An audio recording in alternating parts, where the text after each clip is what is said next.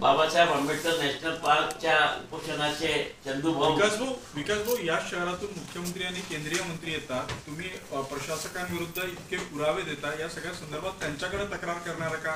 या आधी काही बोलणं झालेलं आहे का? आणि सरकार प्रशासकाला फ्री हँड देते असा तुमचा आरोप आहे का? नाही, माझा कसं आहे की मुख्यमंत्री, केंद्रीय मंत्री, सगळे आमदार लोक आम्ही आपापल्या कामात व्यस्त असतो आणि या कार्यप्रणालीमध्ये जे IAS IPS लेवलचे अधिकारी असतात यांना आपली दृष्टी बरोबर ठेवून, आपली नियत बरोबर ठेवून काम करायचं असतं.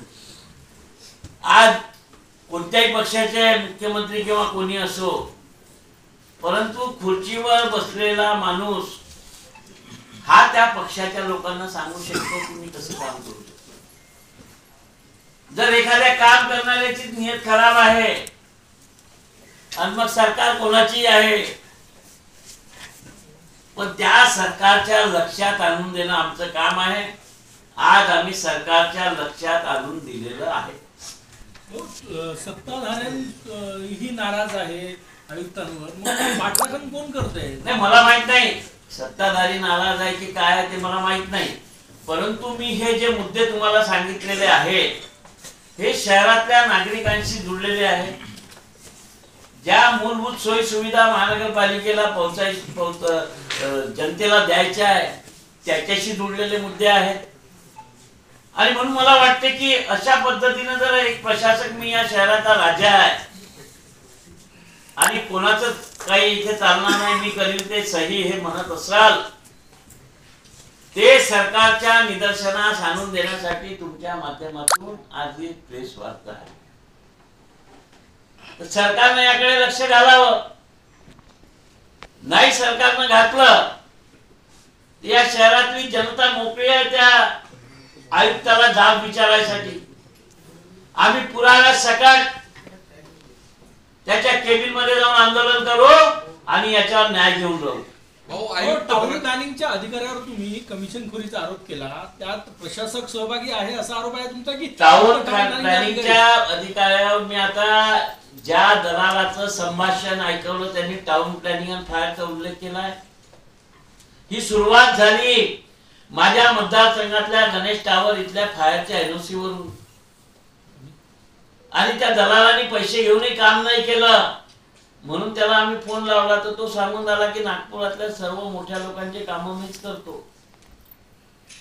जर महानगरपालिकेतला कारकून जरी लाच घेत असेल तर त्या आयुक्ताचं नियंत्रण नाहीये तेव्हाच तो घेतो. आयुक्ताचा दलाला असला तर कोणी चवन्नी सुद्धा या शहरातल्या जनतेची लुटू शकत नाही. ही महानगरपालिका, मी 15 वर्ष महानगरपालिकेत होतो, मला माहिती आहे. महापौर होतो, विरोधी पक्ष नेताही होतो. आणि 2002 मध्ये महापौर असताना टॅक्सचा घोटाळा करून एका रात्रीत 12 लोक सस्पेंड करवले होते जे लोकांची लूट करत होते. तर जर प्रशासनाचा धाक असेल, आज ठेलेवाल्यांचे सामान उचलून ते सामान सोडायचे 2-3 हजार रुपये तो हरीश राऊत नावाचा वार्ड अधिकारी घेतो आणि त्या ठेलेवाल्यांवर 353 दाखल करतो पोलिसांचा धाक दाखवून. या शहरात अराजकता माजलेली नाही का? जर लोक रस्त्यावर उचलले यांच्या विरोधात आणि शहरातली शांतता भंग झाली याच्यासाठी जबाबदारी कोण स्वीकारणार आहे? म्हणून आमचा हा उठाठोका. आता ते आंदोलन चालू होतं, शांततेनं चालू होतं, तुम्ही तिथे बुलडोजर घेऊन गेले का? अशी कोणती इमर्जन्सी होती की सकाळी 6 वाजता बुलडोजरच्या सहाय्याने त्यांना तिथे हटवायचं? आणि जर सगळी जनता जर उठली असती आंबेडकरी आणि जर तुम्ही या पद्धतीनं लोकांचं आंदोलन, तुम्हाला द्यायचं आहे नाही द्या, परंतु लोकांची मागणी आहे. आणि अशाच एका प्रकरणामध्ये माननीय मुख्यमंत्र्यांनी हस्तक्षेप करून अंबाझरीचं बाबासाहेब आंबेडकर उद्यान बनवून हॉलचा वर्क ऑर्डर काढून दिला, त्या गरुडा कंपनीचं टेंडर केलं. पण या आंबेडकर नॅशनल पार्कचं जे आंदोलन आहे ते उद्ध्वस्त करायसाठी कोणाचा प्लॅनिंग होता? याचा सूत्रधार कोण आहे? कोणाच्या मर्जीने तिथे सकाळी 6 वाजता बुलडोजर जातो, इतकी पोलीस जाते, कोण कोण याच्यात होतं? मला वाटते ते कोणी राज्यकर्त्यांनी तर सांगितलेलं हे काम नाहीये. एखादा कोणी बिल्डर असावा, त्यांनी या हरीश राऊत सारख्या भ्रष्टाचारी अधिकाऱ्याला अतिक्रमणाच्या हाताशी पाठवून सकाळी हे केलेलं कृत्य आहे आणि त्याच्या निलंबनाची मागणी आम्ही करणार आहोत.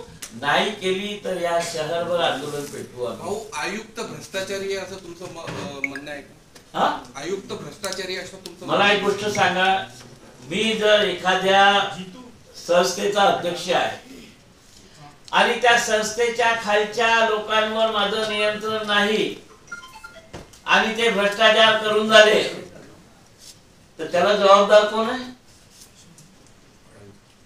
त्याला जबाबदार कोण आहे? जर माझं नियंत्रण आहे, माझ्या खालचे वार्ड अधिकारी, इंजीनियर, अरे नहीं रे भैया, अपन ने सारे चवन्नी लिए तो अपने घर में बिठाएंगे असं माहित आहे, तर त्यांची हिंमत होणार नाही का? मग ते का बरं दुर्लक्ष करत आहे?